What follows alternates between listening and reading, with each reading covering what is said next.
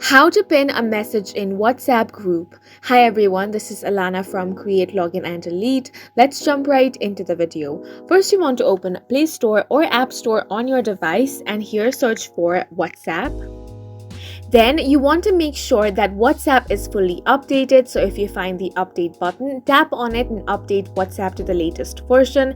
If you find open instead of update, that means your application is fully up to date. Now tap on open.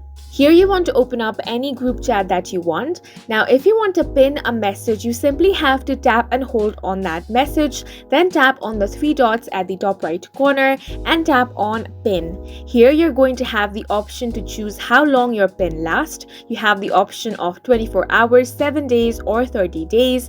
I'm going to select 30 days, then tap on pin.